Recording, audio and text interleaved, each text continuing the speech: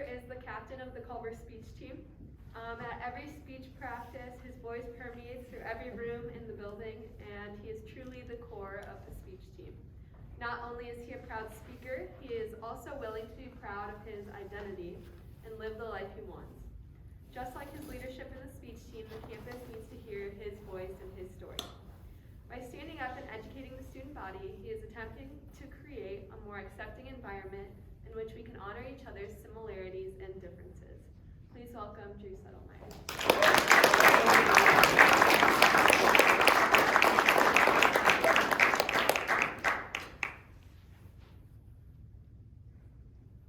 I never expected this to be my story. I never wanted it to be. But here I am, and I'm still smiling. So, Seddlemeyer, pick up any girls tonight? Something I have never been asked.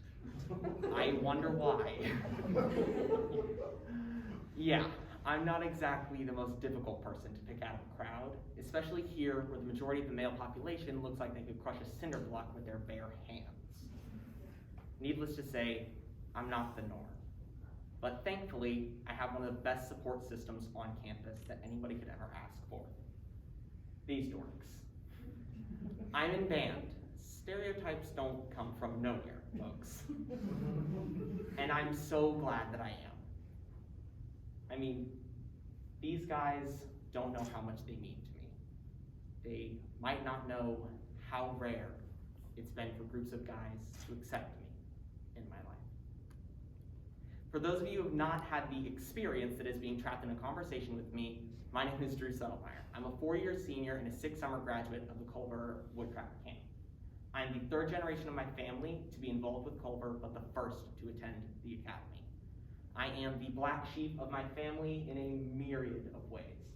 While the rest of my family is busy sinking 3-pointers or setting a PR on the mile run, I am pursuing other excellence.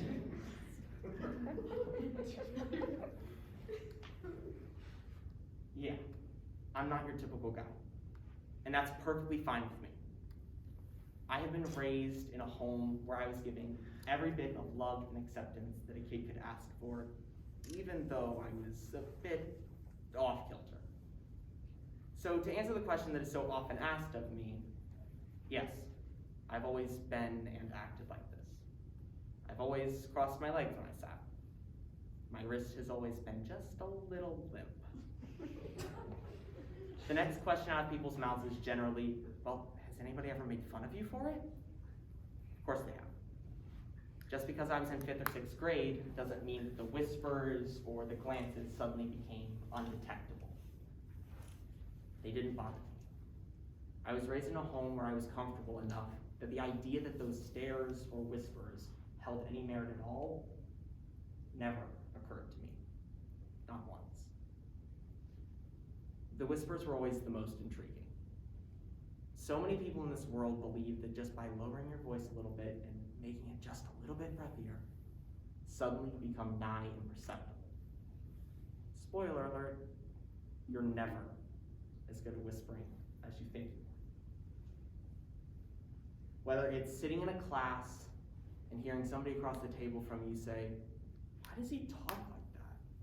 Or sitting in all school meeting and watching somebody see the seat that's open next to you turn to the person next to them and say, no way, dude, I don't want to sit next to that fat. Yeah, I'll let you finish that sentence yourself. That seat stayed empty for a long time, both literally and metaphorically. And I'll be the first to admit that part of the reason why it stayed empty is because I never paused to consider that anybody might take it voluntarily. I refused to believe that any guy would ever accept me unless they were given no other choice. So I acted accordingly. I listened to the whispers. Thankfully, these ideas that I had about guys were wrong. March 4th of my freshman year, I passed the band branch insignia awards. It's a lot less fancy than it sounds, I promise. I mean, everything was about to change for me. I was an old man now. I had rights again, and for legal reasons, that is a joke. I could walk in the halls. I could talk in the halls. I didn't have to greet the other old men. Everything was coming up, Drew, and everything was about to change for me. And it did. 6 months later. My sophomore year was a blast. I mean, I knew how this place worked. I got to choose my own roommate. I had an extra big room with carpet and 2 windows as a sophomore. That's unheard of. And past that, people in my unit were saying hi to me. Now, that might not seem like a groundbreaking thing at first, but the idea that a guy would say hi to me that I hadn't met through theater, speech, or Dungeons and Dragons was ludicrous. The first time somebody in my unit said hi to me and used my first name instead of my last, I stopped dead in my tracks. It felt good. Strange and alien, of course, but good. I mean, I had a home here. I was independent. I was gay. Yeah, I couldn't say that one yet. My parents and I had talked over the summer and decided that it was in my best interest that even though I do act stereotypically gay, not to give anybody that last piece of ammo that they wanted or needed. Our reasoning was multi-layered. I had a brother coming in the next couple of years. What would his life look like being the brother of the gay kid? What would my life look like being the gay kid? Now, I won't lie and say that I didn't fight my parents on the decision. I thought that nobody would care if I came out. And for the most part, I was right. And then it hit me. Literally. I was walking back from a meeting in Legion with a friend of mine. We were in front of CT and Arma. We were talking and chatting as you do, and then all of a sudden, something hits the back of my head. Now, I'm reticent to say it was a snowball because there was definitely some ice in that thing, but it didn't do any damage. I was shocked. As I turned around to see what had thrown it, I heard a voice and footsteps running away. The voice said, "Whatever, dude. I know you're gay or something." As I saw a familiar silhouette run around the corner of the building. I recognized it from math class. It was the same person that had been pulling up my Instagram pictures in the middle of class on his computer and waiting until the entire class was quiet to say, "Hey Drew, I like this one," showing the entire class in an attempt to embarrass me. I didn't care. I posted them. I look good. My friend didn't know what to do. She just sat there, sputtered, and eventually choked out, "I'm so sorry. That should never happen." Once I composed myself, I said to her, "It's not the worst thing that's ever happened, and it won't be the worst thing that's ever happened." I walked her back to her dorm. I walked back to my room. I sat on my bed and took a shaky breath. I emailed my teacher asking not to be put in a group with him for the rest of the year. Thankfully, she obliged. But anybody who knows me knows that I'm not one to stop there. I'm not one to let my confidence fail. But this kid didn't know that, so I decided to do what I do best. I talk to people. So, I did the unthinkable. I DM'd him on Instagram. "Do you mind if I ask a quick question?" "Okay, go ahead." "Why do you make those comments and try to embarrass me?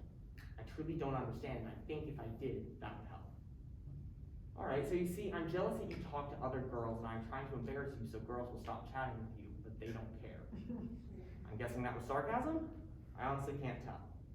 I mean, how can a guy, no offense, but you look a little bit nerdy and you're not a sports guy, just say, "I'm honest, you may not like it," like you talk to girls. It may sound weird. "No, I just wish that you had asked me directly." Want me to try to explain? He didn't take that offer. he was jealous of me. The idea that somebody that is typically masculine and athletic could ever be jealous of me had never, not once, crossed my mind. This conversation left me shell-shocked.